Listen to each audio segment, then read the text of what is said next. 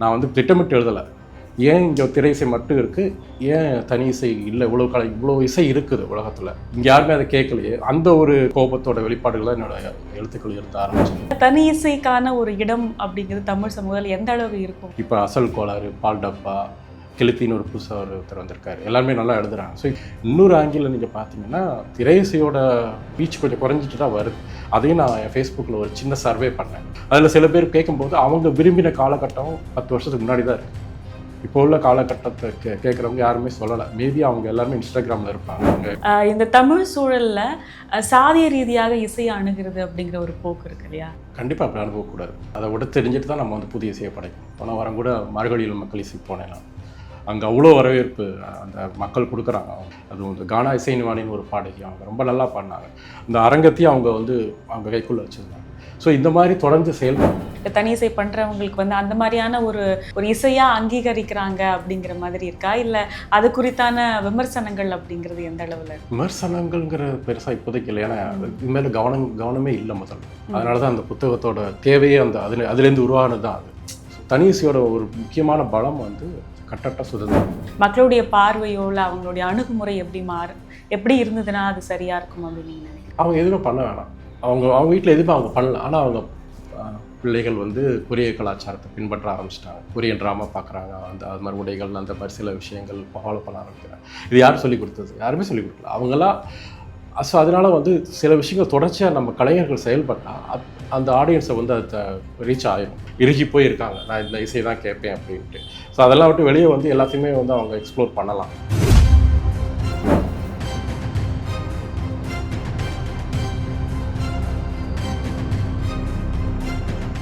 பேரலை நேயர்களுக்கு வணக்கம். நான் அருந்தமிழ் யாழினி. இன்றைக்கி நம்ம பார்க்கவிருக்கக்கூடிய சிறப்பு விருந்தினரை பற்றி சொல்லணும் அப்படின்னா, தனி இசை அப்படிங்கிற தன்னுடைய ஒரு புது புத்தகத்தின் மூலமாக எழுத்தாளராக பயணித்து கொண்டிருக்கக்கூடிய ஸ்ரீனிவாசன் சார் அவங்ககிட்ட தான் இன்றைக்கி நம்ம பேச போகிறோம். வணக்கம் சார்.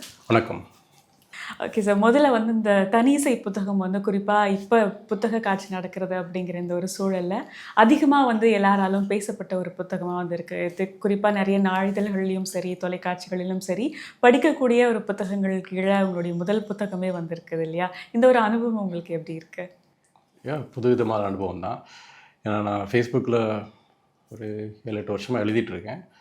இதுக்கு முன்னாடி சில பிரசுரம் கண்டிருக்கு. அதாவது நம்ம இந்து தமிழ் இசையில் ஒரு கட்டுரை வந்திருக்கு, தமிழினி இணைய மேகசின்லேயும் வந்திருக்கு.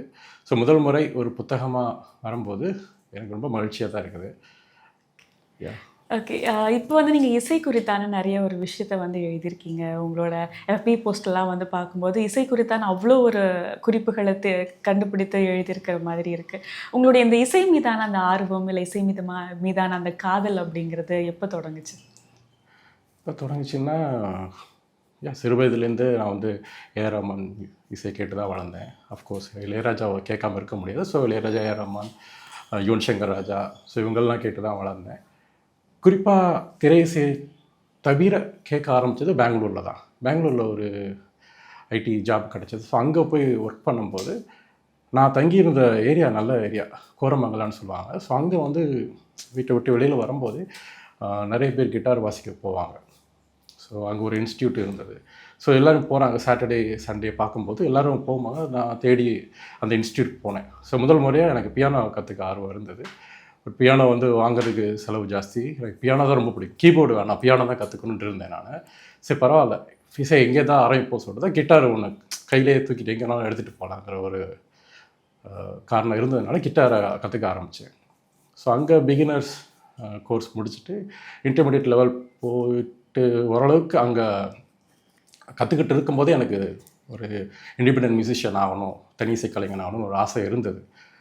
ஆனால் ஒரு சில காரணங்களுக்காக சென்னைக்கு திருப்பி வர வேண்டிய சூழல் வந்தது. ஸோ இங்கே வரும்போது எனக்கு வந்து இங்கே உள்ள அந்த பெங்களூரில் பார்த்திங்கன்னா நீங்கள் நிறைய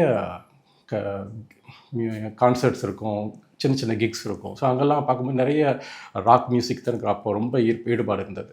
ஸோ அப்படி கேட்க ஆரம்பித்தேன். இங்கே வந்து பார்க்கும்போது எனக்கு அந்தளவுக்கு இங்கே ஒரு மியூசிக் சீன் இருக்கிற மாதிரி தெரியல எனக்கு. மேபி என்னோட இதுவாக இருந்ததில்ல. நான் தேடி தேடி பார்க்கும்போது இங்கே தனி இசை பற்றிய ஒரு பெங்களூரை கம்பேர் பண்ணும்போது கொஞ்சம் குறைவாக தான் இருந்தது. ஸோ அப்படி தான் ஆரம்பித்தேன். நான் அங்கே பெங்களூர்லேயே அங்கே உள்ள நண்பர்கள் கூட கற்றுக்கிட்டு இருந்தவங்க, என்னோடய டீச்சர்ஸ் எல்லாருமே வந்து நிறைய மேற்கத்திய இசைகள், ராக், ஜாஸ், ப்ளூஸ் இந்த மாதிரி பல வகையான இசைகளை அறிமுகப்படுத்தினாங்க. அதுக்கப்புறம் அப்போ இணையம் வந்துருச்சு, யூடியூப் வந்துருச்சதுனால யூடியூப்பில் நான் நிறைய கேட்க ஆரம்பித்தேன். ஸோ யூடியூப்பில் இருந்து அப்படி ஒரு இசை கேட்டு அங்கேருந்து இன்னொருத்தர் சில சஜஷன்ஸ் வரும். யூடியூப் வந்து ஒரு பெரிய என்ன சொல்ல ஒரு அலாவுதீன் அற்புத விளக்கு மாதிரி. ஒரு இசையை கேட்டுக்கிட்டே இருக்கும்போது திடீர்னு ஒரு சஜஷன் எங்கேருந்தாவது வரும். திடீர்னு பார்த்தீங்கன்னா psychedelic jazz, psychedelic rock from ஜப்பான்லேருந்து வரும். எங்கேனாலும் கிடைக்கும். அந்த மாதிரி யூடியூப் வந்து எனக்கு ரொம்ப ஒரு திறப்பு தான். ஸோ அப்படி தேடி தேடி தேடி தேடி கேட்க ஆரம்பிச்சு ஸோ அங்கேருந்து தான் இங்கே வந்து நிற்குது. ஓகே. இப்போ பொதுவாக உங்களுக்கு இசை நமக்கு மீது ஒரு ஆர்வம் இருக்குது அப்படின்னா எல்லாரும் வந்து நம்ம படங்களில் வந்து பண்ணணும், எப்படியாச்சும் வந்து நம்ம ஒரு மியூசிக் டைரக்டர் ஆகணும் அப்படிங்கிற மாதிரி ஆசை வந்து உங்களுக்கு தனி இசை தான் பண்ணணும் அப்படிங்கிறதுக்கான அந்த ஒரு தூண்டுதல் இல்லை அந்த ஒரு விஷயம் வந்து எதனால உங்களுக்கு வந்தது? அதை நான் கேட்ட ஆளுமைகள் தான். இப்போ ராக் தான் எனக்கு அப்போ வந்து பெரிய திறப்பாக இருந்தது. ஜிமி ஹென்ட்ரிக்ஸ், அப்புறம் லெட் ஜெப்லின், பிங்க் ஃப்ளாய்ட் இந்த மாதிரி இசைக்குழுக்களை கேட்கும்போது அவங்களுக்கு அங்கே வந்து பெரிய வரவேற்பு இருந்தது, பெரிய புகழ்பெற்று இருந்தாங்க, ஒரு லெஜெண்ட்ஸாக கருதப்பட்டாங்க. ஸோ அதனால வந்து எனக்கு அவங்கள மாதிரி ஒரு தனி இசை கலைஞன் ஆகணும்னா நானே விரும்பினேன் ஒரு காலகட்டத்தில். ஸோ அதனால் நேச்சுரலி எனக்கு அது நடந்தது.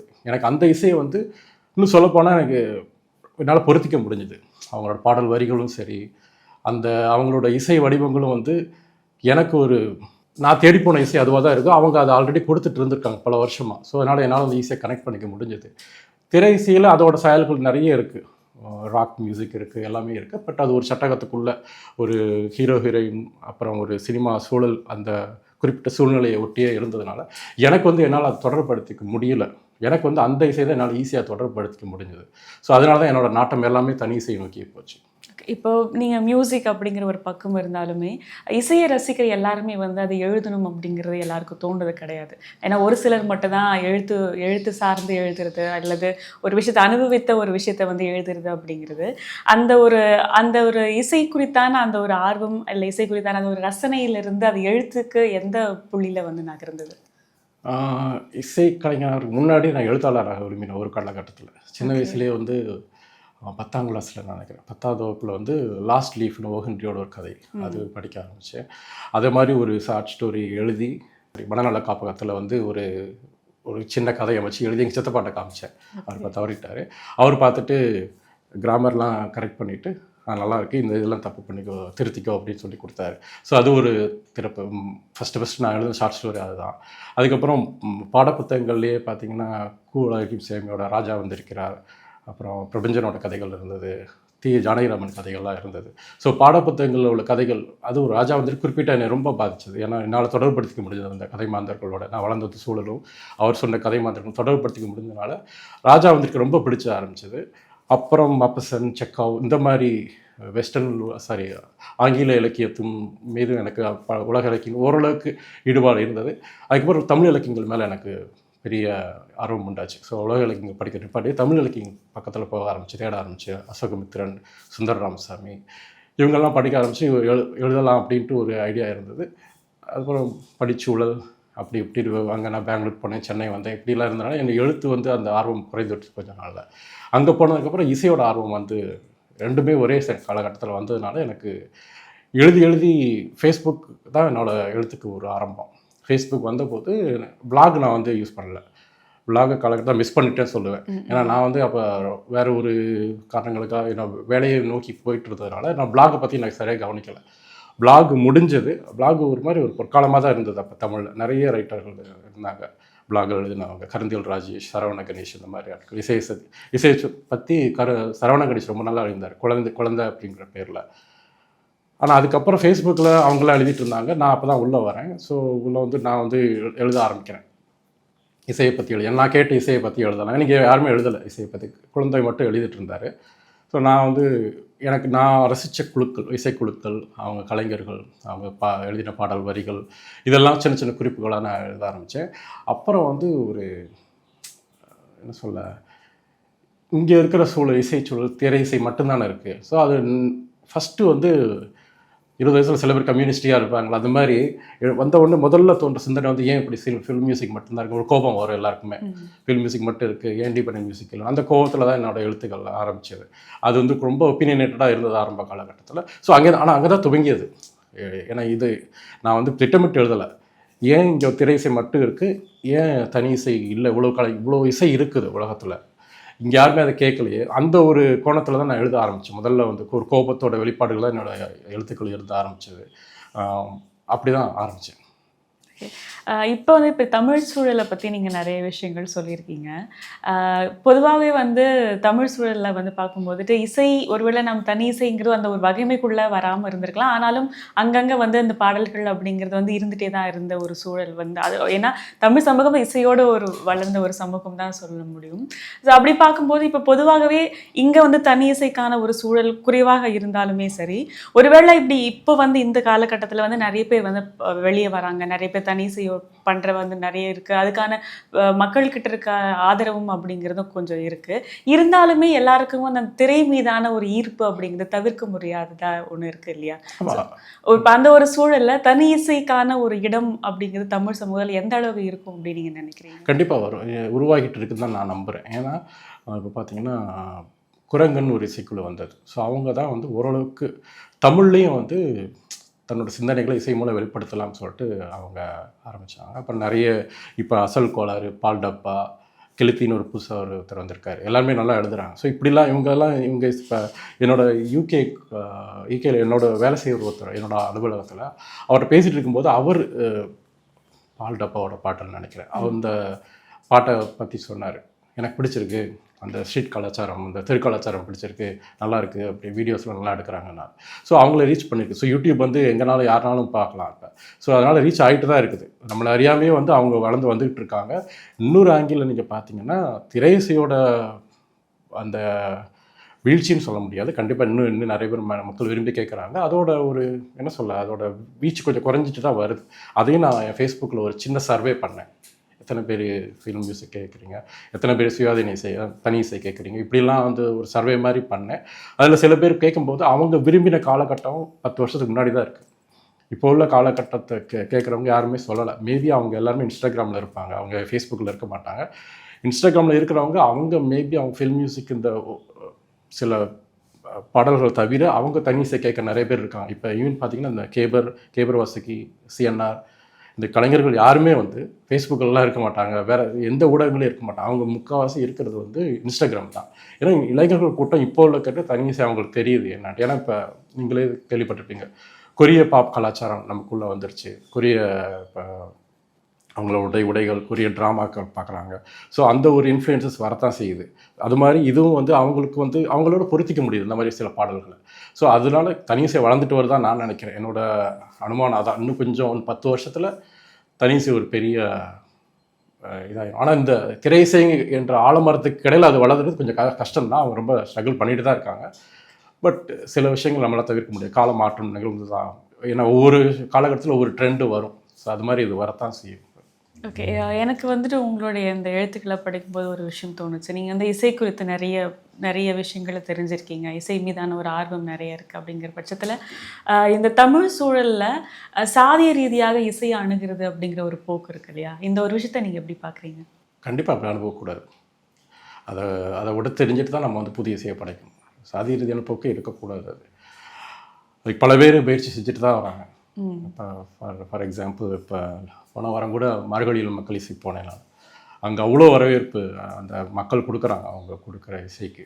ஸோ சில விஷயங்களில் வந்து எல்லோரும் இன்க்ளூசிவாக இருக்கணும் அப்படின்ட்டு தான் வந்து நிறைய முயற்சிகள் நடக்குது. மக்கள் அதை நோக்கி போவாங்க கண்டிப்பாக. ஆனால் சாதி ரீதியாக இசை இருக்கக்கூடாது, ஒரு வட்டத்துக்குள்ளே அடைஞ்சு கிடக்கக்கூடாதுன்னு தான் நான் நம்புகிறேன். ஓகே, அதே மாதிரி இப்போ வந்துட்டு இப்போ நீங்கள் ஜாஸாக இருக்கட்டும், ரேப்பாக இருக்கட்டும், அது ஒடுக்கப்பட்ட மக்களினுடைய ஒரு குரலை வந்து ரொம்ப ஆத்திரமாக சொன்ன ஒரு இசை வடிவம் அப்படிங்கிறது. இப்போ வந்து பார்க்கும்போதுட்டு இங்கே நம்ம வந்து கானா வந்து அந்த மாதிரியான ஒரு ஒரு ஒரு வகைமைக்குள்ளே கொண்டு வர ஒரு சூழல் இருக்குது. இருந்தாலுமே வந்து அந்த மாதிரியான ஒரு வகைமையை வந்துட்டு ஒரு ப்ராப்பரான ஒரு சரியான இசை அப்படிங்கிறதுக்கான ஒரு அங்கீகாரமோ இல்லை அது மாதிரியான ஒரு அங்கீகாரத்துக்குள்ளாக அதை கொண்டு வராத ஒரு விஷயம் இருக்கு இல்லையா? இந்த விஷயத்தை வந்து நம்ம எப்படி அணுகலாம்? அதுக்கு ஒரே விஷயம் தொடர்ந்து செயல்படுறது தான். ஸோ அதுக்கு தான் நான் அந்த மார்கழியில் மக்கள் இசை குறிப்பிட்டது காரணம் வந்து 3 நாள் நிகழ்வுகள் நடந்தது. அது நான் போன அன்னைக்கு முக்கால்வாசி கானா கலைஞர்கள், அதுவும் இந்த கானா இசைநிவாணின்னு ஒரு பாடகி, அவங்க ரொம்ப நல்லா பாடினாங்க. அந்த அரங்கத்தையும் அவங்க வந்து அவங்க கைக்குள்ளே வச்சுருந்தாங்க. ஸோ இந்த மாதிரி தொடர்ந்து செயல்படணும், கானாவை பற்றி பேசணும், பாடணும். அதில் முக்கால்வாசி கானா கலைஞர்கள் தான் இருக்காங்க. ஸோ அந்த நிகழ்ச்சிகளை பற்றி நம்ம நிறைய நம்ம ஓரளவுக்கு அந்த விஷயத்தை நம்புகிறோம். இந்த மாதிரி ஒளிமின்னணி மக்களால் வந்து இசை இதை வந்து 4 பேருக்கு போகணும், இது புகழ் அடையணும் அப்படின்னா நம்ம வந்து தொடர்ச்சியாக பேசணும். இந்த மாதிரி நிகழ்வுகள் தொடர்ச்சியாக நடக்கணும். இது நடந்து நடந்து நடந்து நடந்து நிறைய கலைஞர்களை வந்து ஆல்பம் பண்ணி கிராமிய அளவு கொண்டு போகலாம். அந்த அளவுக்கு இது வாய்ப்புகள் இருக்குது. ஆனால் எடுத்து செய்கிறது தான் ஆள் இல்லை. கலைஞர்கள் நல்லா இருக்காங்க, கலைஞர்கள் நல்லா காத்திரமாக செயல்படுறாங்க. ஆனால் இந்த மாதிரி இவங்க கவனம் செலுத்தி இவங்க அடுத்து இன்னொரு மேடைக்கு கொண்டு போகணுங்கிறவங்க இப்போ தான் ஆரம்பிச்சிருக்காங்க. அதுதான் நம்ம ரொம்ப லேட்டாக பண்ணுற விஷயம். இதை வந்து ஒரு 90ஸ்லேயே பண்ணியிருக்கலாம். ஸோ இதுதான் இங்கே ஒரு பெரிய கேப்பு. இப்போ பால் ஜேக்கப்னு ஒருத்தர் இருக்கார், நல்ல ஒரு தனி இசை கலைஞர், ஒரு சிறந்த பேஸ் கிட்டார் கலைஞர். ஸோ அவர் வந்து 2000 ஒரு 10-20 வருஷத்துக்கு முன்னாடியே வந்து நாட்டுப்புற கலைஞர்களை வந்து தன்னோட ராக் அண்ட் ரோல் மியூசிக் இந்த இணைவு இசையை உருவாக்கி அவங்கள கவனத்தை கொண்டு வந்தார்.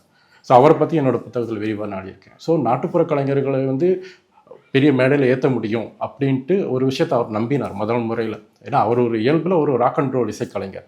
ஆனால் நாட்டுப்புற கலைஞரை கேட்டுட்டு அதோட ஈர்ப்பு வந்து ஓகே இவ்வளோ இசை இருக்குது, இதுதான் நம்மளோட மண்ணோட இசை, இது நம்ம ப்ளூஸ் ஜாஸ் சொல்கிறோம்ல, நம்ம மண்ணோட இசை நாட்டுப்புற இசை, அதை நம்ம கொண்டு போகலாம் சொல்லிட்டு அவர் நம்பினார். அவர் யாரும் அவர் அப்போ பண்ணியிருக்கும் போது அவர் எல்லாரும் அப்படியே ஆச்சரியமாக தான் பார்த்துருப்பாங்க. ஆனால் அவர் பண்ணினார், தொடர்ச்சியாக செயல்பட்டார். அந்த செயல்பட்டு ஒரு நிகழ்வுக்கு தான் நம்ம சில பேர் பார்வைப்பட்டு தான் சென்னை சங்கமாக மாறிச்சு. கனிமொழி அவர்கள் அவரோட நிகழ்வுக்கு வந்து பார்த்து அதில் இன்ஸ்பயர் ஆகி பின்னாடி அது சென்னை சங்கம்னு சொல்லிட்டு ஒரு பெரிய லெவலில் வந்து இன்னைக்கு கூட அடுத்த இந்த ஜனவரி மாதம் வரப்போகுது. ஸோ அது மாதிரி நம்மளும் தொடர்ச்சியாக செயல்படணும். இப்போ கானா கலைஞருக்கு இந்த மார்கழியில் மக்கள் இசை மட்டும்தான் இப்போதைக்கு நான் பார்க்குற ஒரு நல்ல ஒரு அவுட்லெட் அவங்களோட கலையை எல்லாருக்கும் காமிக்க. ஸோ இது மாதிரி நிறைய நிகழ்வுகள் நிறைய பேர் பேசணும், பேசி ஆல்பங்கள் தயாரிக்கணும். அதுதான் நமக்கு கொண்டு சர்வதேச அரங்கில் கூட கொண்டு போகலாம், கொண்டு போய் ஈவன் கிராமிய அளவுக்கு நம்ம கொண்டு போகலாம். சாத்தியங்கள் இருக்குது. ஆனால் அதை எடுத்து செய்ய ஆட்கள் கம்மி. ஓகே, இப்போ இந்த தமிழ் சமூகத்தில் இப்போ இசை குறித்தான ஒரு முரண்பாடாக நீங்கள் எதை பார்க்குறீங்க? ஒவ்வொருத்தரும் ஒவ்வொரு என்னோட பிரத்யேக இசை நான் இதுதான் கேட்குறேன் அப்படின்ட்டு இருக்காங்க. அவங்க அதை தாண்டி வெளியே வர மாதிரி ஒரு பபுள்குள்ளே இருக்காங்க. ஸோ அவங்க வந்து ஒவ்வொருத்தரும் இன்னொரு இசையை அணுக மாட்டேங்கிறாங்க. சினிமா பாட்டுகள் கேட்குறவங்க தனி இசை கேட்க மாட்டாங்க, தனி இசை கேட்குறவங்க சினிமா பாட்டுகளை ரொம்ப கீழே பார்க்குறாங்க. ஸோ இப்படி தான் இந்த ஒரு முரண் இருக்குது. ஆக்சுவலி இன்னும் சொல்லப்போனால் நான் புத்தகங்களே எழுதியிருக்கேன். திரை இசையை ஒரு காலத்தில் ரொம்ப இதாக தான் பார்த்தாங்க. ஆரம்ப காலத்தில் அது வளர்ந்த காலத்தில் யாருமே வந்து அது பெருசாக பார்க்கல. அது ஒரு நல்ல செக்யூலர் ஃபார்ம்ங்கிறது தியோடர் பாஸ்கரன் அவர்கள் அவரோட புத்தகத்தில் இருக்காங்க. அதுவே ஒரு நல்ல செக்யூலர் ஃபார்ம் தான். எல்லா பலதரப்பட்ட மக்களையும் வந்து ஒரே குடைக்கு கீழே கொண்டு வந்து திரை இசை தான். அது இன்றைக்கி ஒரு பெரிய ஆலமரமாக வந்துட்டு இருக்குது. தனி இசை ஒரு வளர்ந்து வந்துட்டு சூழலில் இருக்குது. ஸோ அது மாதிரி எதையுமே நம்ம பார்க்கணும். ஏன்னா எல்லாருமே நம்ம அந்த கேட்டு வளர்ந்த திரை இசை தான். நம்ம இன்னொரு இசை அணுகலாம், இந்த இசை கேட்குறவங்க இன்னொரு இசை அணுகலாம்.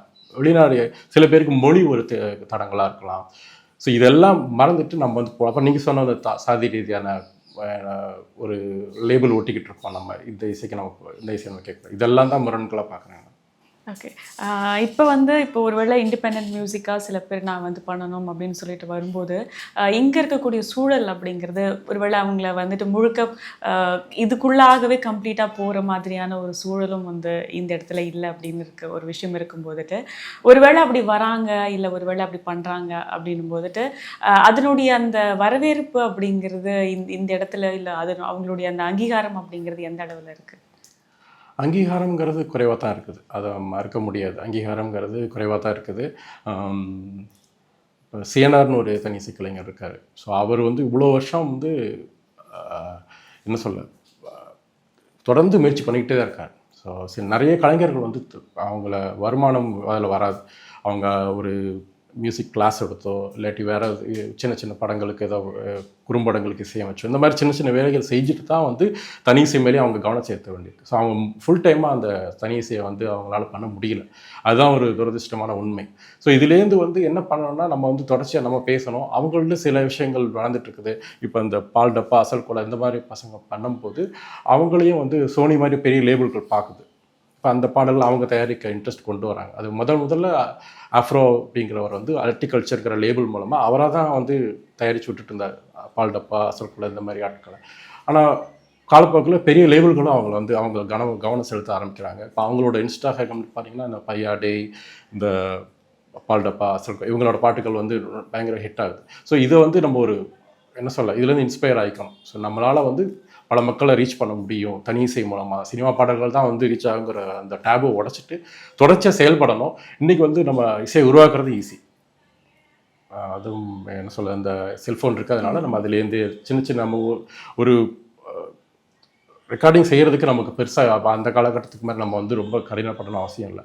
சின்ன லெவல்லே நம்ம வந்து இப்போ ஆரம்பித்து நம்ம ஸ்பாட்டிஃபைலேயே நம்மளே வந்து இடைத்தரகர்கள் யாரும் கம்மியாகிட்டு வருது, கேப் கம்மியாகிட்டு வருது. இப்போ என்ன பிரச்சனைனா, இடைத்தரகர்களுக்கு முந்தியெல்லாம் லேபிள் மூலமாக தான் போக வேண்டியிருக்கு. இப்போ இடைத்தரகர்கள் இல்லை, நம்மளே பண்ணிக்கலாம். ஆனாலும் ரீச் ஆகிறது ரொம்ப கஷ்டமாக இருக்குது. அதுதான் இப்போ உள்ள ஒரு பெரிய சவாலாக நினைக்கிறேன்.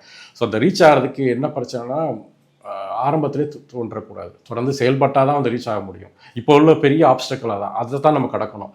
இசை உருவாக்குறது ஈஸி, வெளியிடுறது ஈஸி, ஆனால் மக்களை சென்றடைறது கஷ்டம். ஏன்னா அவ்வளோ மக்கள் இருக்காங்க, அவங்களுக்கு அவ்வளோ தேர்வுகள் இருக்குது இப்போ கேட்குறதுக்கு. இப்போ நானே மொபைல் எடுத்தால் எனக்கு ஏகப்பட்ட சஜஷன்ஸ் இருக்குது. ஸ்பாட்டிஃபை, யூடியூப், எங்கே போனாலும் எனக்கு இசை கொட்டி கிடக்கு. இப்போ நான் இசை பண்ணுறேன், என்னால் மக்கள் ரீச் பண்ணணும்னா உடனே பண்ண முடியாது. ஸோ அந்த சவாலை அவங்க ஏற்றுக்கிட்டு பொறுமையாக தொடர்ந்து செயல்பட்டுக்கிட்டே இருக்கணும். அதுதான். ஆனால் 10 வருஷத்தில் நிலைமை மாறுங்கிற ஒரு நம்பிக்கை இருக்குது. ஓகே. எனக்கு எப்பவுமே இந்த இலக்கியம் சார்ந்து சொல்லும்போதுட்டு இலக்கியத்துக்கு உண்டான அந்த வகைமைகள் இருக்கும். இந்த மாதிரி எழுதணும், இல்லை இந்த அதுக்கான வடிவம் அப்படிங்கிறது ஒன்று இருக்கும். அதே போல் இசையிலையும் வந்து இந்த மாதிரி இருந்தால் தான் அது வந்து இசை, அதுதான் வந்து ப்ராப்பரான ஒரு சங்கீதமாக இருக்கும், இசையாக இருக்கும் அப்படிங்கிற ஒரு விஷயம் இருக்கு இல்லையா? ஒருவேளை தனி இசைக்குள்ளே போகும்போதுட்டு இல்லை தனி இசை பண்ணுறவங்களுக்கு வந்து அந்த மாதிரியான ஒரு வடிவத்துக்குள்ளாக போகாமல் அவங்களாவே பண்ணுற ஒரு சூழல் இருக்கும்போது அது வந்து ஒரு இசையாக அங்கீகரிக்கிறாங்க அப்படிங்கிற மாதிரி இருக்கா? இல்லை அது குறித்தான விமர்சனங்கள் அப்படிங்கிறது எந்த அளவில் இருக்கு? விமர்சனங்கள்ங்கிற பெருசாக இப்போதைக்கு இல்லை. ஏன்னா இது மேலே கவனமே இல்லை முதல்ல. அதனால தான் அந்த புத்தகத்தோட தேவையே அதுலேருந்து உருவானது தான் அது. ஸோ இது கவனம் முதல்ல இல்லை.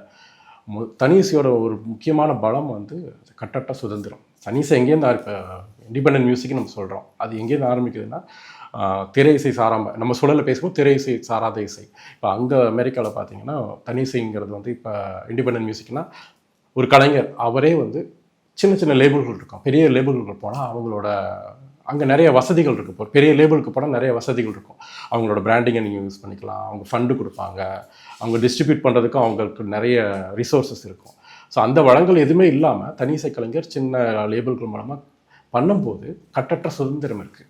வடிவ ரீதியாக பரிசோதனை பண்ணலாம், எது வேணாலும் பண்ணலாம். நீங்கள் உங்களோட என்ன சொல்ல ஒரு ரெஸ்ட்ரிக்ஷன் இருக்காது. இப்போ ஒரு பெரிய நிறுவனத்தோடு நம்ம இசையை பண்ணும்போது ரெஸ்ட்ரிக்ஷன்ஸ் நிறைய இருக்கும். திரை இசையில் தான் இப்போ பிரச்சனை. திரை இசை வந்து பார்த்திங்கன்னா ஆரம்பத்துலேருந்து எல்லா வகையான மேற்குலேருந்து வந்த இசைகள், ஜாஸாக இருக்கட்டும், ப்ளூஸாக இருக்கட்டும், ராக் அண்ட் ரோல் எல்லாமே அதுலேருந்து தான் வருது.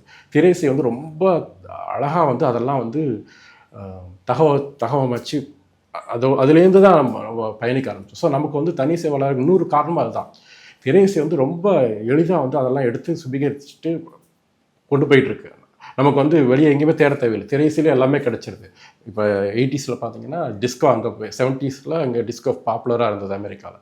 நம்ம 80ஸில் லேட் 70s 80ஸில் டிஸ்கோ வர ஆரம்பிச்சிச்சு. ஸோ நம்ம அதை கேட்க ஆரம்பிச்சிட்டோம் சினிமா பாடல்கள்லேயே. அப்படி இருக்கும்போது இந்த சூழலில் நம்ம பயணிச்சுட்டே இருக்கும்போது தான் வந்து தனி இசையில் வந்து சுதந்திரம் தான் முக்கியமான விஷயம். அதுதான் வந்து முன்னோக்கி செலுத்த ஒரு கலைஞரை. இப்போ நான் வந்து இப்போ கேபர்வாசிக்கு ஒரு பாடல் எழுதியிருக்கார், சுதந்திரம் ஒரு டப்பா அப்படின்ட்டு. அந்த பாடல் வரிகள் கேட்டிங்கன்னா அவரோட சுயமான சிந்தனைகளை தான் அதுக்கு வந்து அவர் வந்து ஒரு சூழ்நிலையை உருவாக்கணும், கற்பனையை உருவாக்கணும், தேவையில்லாமல் போய் என்னத்தையாவது எடுத்து எழுதணுங்கிற கிடையாது. அவருக்கு தோணினதை எழுதினார். அதை நிறைய பேர் கனெக்ட் பண்ணிக்கிறாங்க. ஸோ அந்த கட்டற்ற சுதந்திரத்துலேருந்து வர்றது தான் தனி இசை. ஸோ அதனால் அவங்க ரெஸ்ட்ரிக்ஷன்ஸ் எதுவும் பார்க்க வேணாம். எது வேணாலும் வடிவ ரீதியாக எது வேணாலும் பண்ணிக்கலாம் அவங்க. அதே மாதிரி இன்னொரு ஒரு போக்கு எப்பவுமே தமிழ் சமூகத்தில் இருக்குது. ஒன்று என்னென்னா, நம்ம இடத்துல இல்லை, நம்மளுடைய சமூகத்தை தாண்டி ஒருவேளை வெஸ்டர்ன் கல்ச்சரில் இருக்கக்கூடிய இசையாகட்டும் இல்லை இலக்கியங்கள் ஆகட்டும், அதை வந்து ரொம்ப பயங்கரமாக பேசுகிறது, இல்லை அதை வந்து வியந்தோதி பேசுகிறது அப்படிங்கிற மாதிரி ஒரு சூழல் இருக்கும் இல்லையா? இசைக்கும் அது வந்து பொருந்தும். நிறைய பேர் வந்து இங்கே இருக்கிறதுலாம் ஒரு இசையா, இல்லை அவங்கெல்லாம் அவங்களோட நிழல் கீழே கூட வரக்கூடாது அப்படிங்கிற மாதிரி நிறைய விமர்சனங்கள்லாம் இருக்குது. இந்த விமர்சனங்களை வைக்கக்கூடிய அவர்களுடைய மனநிலையை வந்து நம்ம எப்படி பார்க்குறது, இல்லை எந்த ஒரு அது வந்து சரியான ஒரு போக்கா அப்படி இருக்கிறது, இல்லை தமிழ் சமூகத்தில் அந்த மாதிரியான ஒரு இசையே இல்லாத ஒரு சூழல் தான் இருக்கா நிஜமாவே? இல்லை, கண்டிப்பாக. அதாவது நம்ம வந்து மேற்கத்திய சாயலில் தான் வளர்ந்து வர்றோம் எல்லாருமே. ஸோ அப்படி இருக்கும்போது அங்கே பண்ணுற படைப்புகளை தான் நம்ம ஆரம்பத்தில் கொண்டாடுவோம். தமிழில் பண்ணும்போது அது ஒரு என்ன சொல்ல கொஞ்சம் ஒரு இது மாதிரி தான் 2ஆம் இடத்துல தான் வைப்போம். நம்ம அதை தான் வந்து வியந்து ஓதுவோம். சினிமாட்களே அப்படி தான் இருந்தது. ஆனால் அதை மீறி தான் நம்ம செயல்படணும். அதுதான் ஆரோக்கியமான போக்கு. இப்போ ஃபார் எக்ஸாம்பிள் கேபர் வாசிக்கு எடுத்தால் கூட அதுக்கு முன்னாடி வந்து சில ஆங்கிலத்தில் பாடுற இசைக்குழுக்கள் இருந்தாங்க சென்னையிலே. அவங்கெல்லாம் பார்க்கும்போது அவங்களோட பாடுபொருட்கள் பார்த்திங்கன்னா அங்கேருந்து அங்கே உள்ள பாதிப்பில் வந்த மாதிரி இருக்கும். திடீர்னு சன்ஷைன் அப்படின்னு எழுதுவாங்க. சன்ஷைன்கிறது வந்து நமக்கெல்லாம் பொருந்தாத ஒரு விஷயம். ஸ்ப்ரிங்கு அந்த மாதிரி சீசன்ஸை பற்றி எழுதுவாங்க. நமக்கு இருக்கிற ஒரே சீசன் வெயில் தான். ஸோ நீங்கள் வந்து குளிரை பற்றியும் அதை பற்றிலாம் எழுத முடியாது உங்கள் பாடல்களில். ஸோ ஆனால் அதை என்ன பண்ணுறாரு நம்ம கேபர் வாசிக்கு பார்த்தீங்கன்னா, கசன்னு வெயிலில் போயிட்டு வரேன், வீட்டில் வந்து ஃபேனை டிவியை போட்டால் அதுலேயும் கோளாறாக இருக்குங்கிற மாதிரி எழுதுறாரு. ஸோ அது வந்து என்னால் தொடர்படுத்திக்க முடியுது ஈஸியாக. அவரே அங்கேருந்து அவர் அந்த பின்னணிலேருந்து அவரே வராரு. அந்த மேற்கத்திய சாயல் சிந்தனைகள்லேருந்து அது கொஞ்சம் ஃபேக்காக தான் இருக்குது. அவர் வந்து ஆத்தென்டிக்காக எழுதுறாரு. அவர் வெயிலில் போயிட்டு வந்துட்டு வீட்டில் ஃபேனை போட்டு டிவியை போட்டு உட்காடுறாரு. அந்தளவுக்கு எனக்கு கசகசன்னு இருக்குதுங்கிறது வந்து பாடல் வரிகளில் வருது. அதை என்னால் தொடர்படுத்திக்க முடியுது. ஸோ அதுதான் வந்து பலமாக பார்க்குறேன். நம்ம அப்படி தான் நம்ம பாடல்கள் எழுதுகிறோம். நம்ம சுற்றி உள்ள விஷயங்களை பற்றி எழுதலாம், எதனாலும் எழுதலாம். அதாவது தனிசைக்கு ஒரு இதுவே கிடையாது. ஃபார் எக்ஸாம்பிள் தூத்துக்குடியில் ஒரு சம்பவம் நடந்தது. படுகொலையான ஒரு விஷயம். அதை வந்து அறிவு வந்து உடனே ஒரு பாடலாக எழுதினார். ஸோ அந்த மாதிரி எதுனாலும் எழுதலாம். அவங்களுக்கு வந்து கட்டற்ற சுதந்திரம் இருக்கிறதுனால நம்ம மண்ணில் நடக்கிற, நம்ம சுற்றி நடக்கிற விஷயங்கள், அப்புறம் அழகியல் சார்ந்து கூட எழுதலாம். இங்கே நம்ம ஊரில் உள்ள அழகியல் எழுதலாம். இப்படி தான் நம்ம கொண்டு யோசிக்கணுமே தவிர நம்ம அங்கே பார்த்து தான் நம்ம வந்து இன்ஸ்பயர் ஆனும் கிடையாது. நம்ம அசலாக நம்ம வேற தொட்டு எழுதினா தான் நமக்கு உலக அளவில் அங்கீகாரம் கண்டிப்பாக கிடைக்கும். நம்ம கிராமியம் ஆகணும்னா நம்ம மண்ணை பார்த்து தான் எழுதணும். ஏன்னா நிறைய இப்போ ஒரு மெட்டல் கான்செப்டை கேட்டுட்டு ஒருத்தர் வந்து ஒரு கருத்து சொல்லியிருந்தார் யூடியூப்பில். அவர் வந்து எனக்கு நல்லா இருக்குது, எங்கள் ஊர் மாதிரியே நீங்கள் பண்ணுறீங்க, ஆனால் உங்கள் மண்ணில் உள்ள ஒரு எசன்ஸ் இல்லை அதில், அதையும் நீங்கள் பண்ணிங்கன்னா நல்லாயிருக்கும் அப்படிங்கிறார். ஸோ அவங்களே எதிர்பார்க்குறாங்க. ஏன்னா அவங்களுக்கு வந்து இப்போ ஒரு மேற்கில் உள்ள ஒரு இசை அப்படியே பிரதி எடுக்கிறோம். இங்கே அதை எடுத்து அதில் என்ன இருக்கும், இப்போ அவங்க கேட்டாங்கன்னா நம்ம பண்ணுறது தான் இதையும் இங்கே பண்ணுறாங்கன்னு. அதே இது வித்தியாசமாக நீங்கள் ஏதாவது நம்ம மண்ணை சார்ந்து பண்ணால் தான் வந்து கவனம் எடுக்க முடியும். அவங்களும் வந்து கவனிப்பாங்க. ஏன்னா அவங்களுக்கு ஒரு புது விஷயம் இருக்குது. ஏன்னா ஆல்ரெடி அவங்க கேட்டிருக்காங்க. இந்திய இசையை பார்க்கும்போது இங்கே புதுசாக இருந்தால் தான் வந்து அவங்கள ஈர்க்கும். ஸோ இப்படி நம்ம செயல்பட ஆரம்பித்தா தான் நம்ம உலக அரங்கில் கிராமிய அளவுக்கு நம்ம கொண்டு போக முடியும். இல்லாட்டி நம்ம வந்து அவங்க பண்ணுறது பிரதி எடுத்து பண்ணுறதுல எந்த பிரயோஜனமும் கிடையாது. ஓகே. இப்போ வந்துட்டு இப்போ தனி இசை சார்ந்தோ இல்லை நீங்கள் சொல்கிற மாதிரி நாட்டுப்புறம் சார்ந்த இந்த மாதிரியான இசைகள் எல்லாமே வந்து இருக்குது அப்படிங்கும்போது இது வந்து ஒருவேளை நகரம் சார்ந்து மட்டுமே இயங்குதோ அப்படிங்கிற மாதிரியான ஒரு விஷயம் இருக்குது. ஒருவேளை நம்ம கிராமப்புறங்களுக்கோ இல்லை அந்த மாதிரி மக்களுக்கான அந்த கொண்டு போகிறது அப்படின்னும் போது இன்னும் கொஞ்சம் அதனுடைய வளர்ச்சி அதிகமாக இருக்குமோ அப்படின்னு வந்து தோணுது. அது சரியான பார்வையா? கண்டிப்பாக அப்படி தான் கொண்டு போகணும். ஆனால் என்ன பிரச்சனை, எல்லா விஷயங்களும் நகரத்துலேருந்து ஆரம்பிக்குது. சினிமாவும் சரி எல்லாமே வந்து நகரத்துலேருந்து ஆரம்பிக்குது. ஸோ மாற்றம் வந்து ஃபஸ்ட்டு நகரத்தில் நடக்கும். நகரத்துலேருந்து சிற்றூருக்கு போக முடியும். இப்போ எங்கள் ஊர்லேயே வந்து எங்கள் ஊரில் உள்ள வளர்ச்சிகளே வந்து சென்னையில் 10 வருஷத்துக்கு முன்னாடி நடந்துருச்சு. சென்னை மாதிரியான மாணவர்கள் நடக்கிற வளர்ச்சிகளே வந்து மேலை நாடுகளில் 10-20 வருஷத்துக்கு முன்னாடி. இவன் சொல்லப்போனால் நம்ம அங்கே கேட்குற இசை கூட 10 வருஷத்துக்கு முன்னாடி அமெரிக்காவில் பாப்புலரான விஷயத்தான் நம்ம 10 வருஷம் கழிச்சு கேட்குறோம். இன்னும் சொல்லப்போனால் நம்ம இப்போ எல்லாமே நம்ம கேட்குற இசை வந்து சொல்லி இசை ரேப்பு தான்.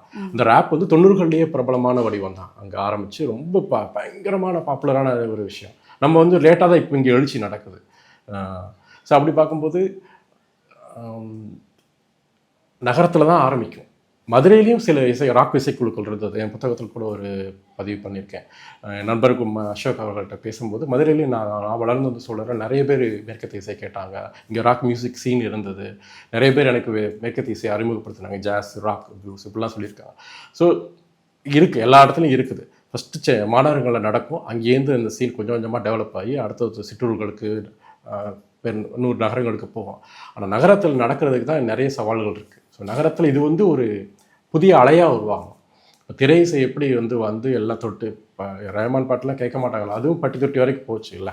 ஸோ அது மாதிரி தான் ரஹ்மான் பாட்டு வந்து புதுசாக முதல்ல கேட்கும்போது இது நகரத்தை சார்ந்த இசைன்னு சொன்னாங்க. ஆனால் அதுவும் கிராமம் வரைக்கும் போச்சு.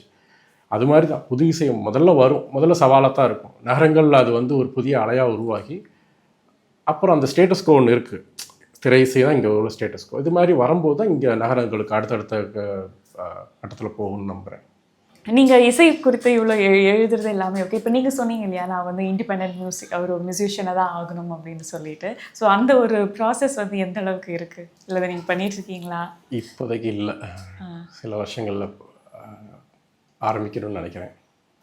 ஓகே. மேபி அது ஏதாச்சும் சூழலோ இல்லை ரெஸ்ட்ரிக்ஷன்ஸ் அந்த மாதிரியா இல்லை? சூழல் ரெஸ்ட்ரிக்ஷன் சொல்ல முடியாது. என்ன சொல்ல, ஒவ்வொரு காலகட்டத்தில் ஒரு ஆர்வம் வருது. ஸோ ஏன்னா முந்தி வந்து சொல்லுவேன், எதுக்குமே டைம் இல்லை டைம் இல்லைன்னு சொல்லி அந்த புக்கே எழுதியிருக்க முடியாது. ஸோ டைம்லாம் நம்மக்கிட்ட நேரம் நிறைய இருக்குது, நம்ம அதை பயன்படுத்திக்கிறது இல்லை. ஸோ இப்போதைக்கு என்னோடய ஆர்வம் புத்தகங்களில் இருக்குது.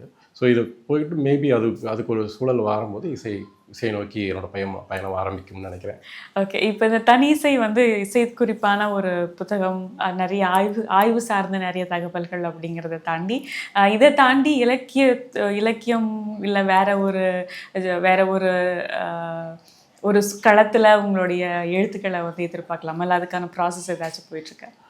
இப்போதைக்கு இல்லை, ஆனால் எழுத வாய்ப்புகள் இருக்குது. யுவன் சந்திரசேகரோட நினைவுதிர்காலம் படிச்சுட்டு இருக்கேன்.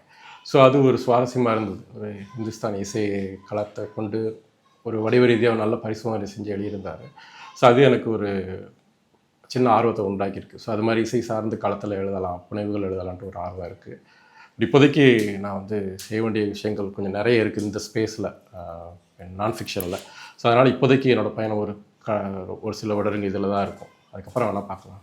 ஓகே. இப்போ இந்த ஒரு சூழலில் இப்போ தனி இசை அப்படிங்கிறது இன்னும் ஒரு வளர்ச்சி அடைந்த ஒரு நிலையை அடையணும், இல்லை தமிழ் சமூகம் எல்லாருக்கும் வந்து அதை சென்றடையணும், இல்லை நிறைய பேர் தனி இசை சார்ந்து வரணும் அப்படின்னா இந்த சூழல் எப்படி மாறினா நல்லாயிருக்கும், இல்லை மக்களுடைய பார்வையோ இல்லை அவங்களுடைய அணுகுமுறை எப்படி இருந்ததுன்னா அது சரியாக இருக்கும் அப்படின்னு நீங்கள் நினைக்கிறீங்க? அவங்க எதுவுமே பண்ண வேணாம். நான் என்ன சொல்கிறேன்னா, அவங்க எதுவுமே பண்ண வேணாம். இப்போ அவங்க அறியாமல் வந்து இப்போ சில பேர் அவங்க வீட்டில் எதுவுமே அவங்க பண்ணல, ஆனால் அவங்க பிள்ளைகள் வந்து கொரிய கலாச்சாரத்தை பின்பற்ற ஆரம்பிச்சிட்டாங்க. கொரியன் ட்ராமா பார்க்குறாங்க, அது மாதிரி உடைகள், அந்த மாதிரி சில விஷயங்கள் ஃபாலோ பண்ண ஆரம்பிக்கிறாங்க. இது யார் சொல்லிக் கொடுத்தது? யாருமே சொல்லிக் கொடுக்கல அவங்களாம். ஸோ அதனால் வந்து சில விஷயங்கள் தொடர்ச்சியாக நம்ம கலைஞர்கள் செயல்பட்டால் அந்த ஆடியன்ஸை வந்து அதை ரீச் ஆகிரும். காலேஜில், கல்லூரி. இப்போ நான் அந்த எக்மோர் அரங்கத்தில் வந்து கேபிள் வாசிக்கிற கச்சேரி, அப்புறம் சிஎன்ஆரோட கச்சேரிக்கு போனேன். நிறைய இளைஞர்களை பார்க்க முடியுது, அவங்களோட ஈஸியாக அந்த வரிகளோட தொடர்புபடுத்திக்க முடியுது. ஸோ அவங்க இன்ஸ்டாகிராமில் நிறைய பேர் ஷேர் பண்ணிக்கிறாங்க இந்த கான்சர்ட்டுக்கு போயிட்டு கச்சேரி போயிட்டு வந்துட்டு. ஸோ இது மாதிரி நிறைய கச்சேரிகள் நடக்கும்போது நிறைய பேர் அந்த பங்கு பெற்று அவங்கெல்லாம் பார்க்கும்போது அவங்களுக்கு ஆட்டோமேட்டிக்காக அந்த ஆர்வம் தொத்திக்கிறோம். அடுத்த ஜென்ரேஷன் வந்து அவங்களோட பிள்ளைகள் வந்து தனி இசை கேட்டுதான் என்னோட சைல்டுஹுட் மெமரிஸில் இந்த பாடல்கள் இருக்குன்னு வரும்போது அப்படியே அந்த ஜென்ரேஷன் மாறும். ஸோ நம்ம வந்து எதுவுமே பண்ண வேணாம், ஆட்டோமேட்டிக்காக மாறிடும். அப்படி தான் நான் நினைக்கிறேன். ஏன்னா இதில் மக்கள் மாறணும்னா மேபி அவங்க கொஞ்சம் ஓப்பனாக இருக்கலாம், எல்லாத்தையுமே அந்த சொன்ன முரண்கள். சில பேருக்கு அந்த இறுகி போயிருக்காங்க, நான் இந்த இசை தான் கேட்பேன் அப்படின்ட்டு. ஸோ அதெல்லாம் விட்டு வெளியே வந்து எல்லாத்தையுமே வந்து அவங்க எக்ஸ்ப்ளோர் பண்ணலாம். அந்த மாதிரி அது வேணால் நம்ம எதிர்பார்க்கலாம், பட் மக்கள்கிட்ட நம்ம எதிர்பார்க்க முடியாது. கலைஞர்கள் தொடர்ந்து செயல்பட்டால் தன்னால் மாறிடும் தான் நான் நினைக்கிறேன். Okay sir. ஸோ இந்த தனி இசை இந்த தொகுப்பு மட்டும் இல்லாமல் இன்னும் இசை சார்ந்தும் இல்லை வேற ஒரு களங்களையும் உங்களோட புத்தகங்களை வந்து நீங்கள் இன்னும் நிறைய படிக்கணும் அப்படின்னு சொல்லிட்டு என்னுடைய வாழ்த்துக்கள். நிகழ்ச்சிக்கு வந்ததுக்கு நன்றி சார். ரொம்ப நன்றி, வாய்ப்புக்கு ரொம்ப நன்றி.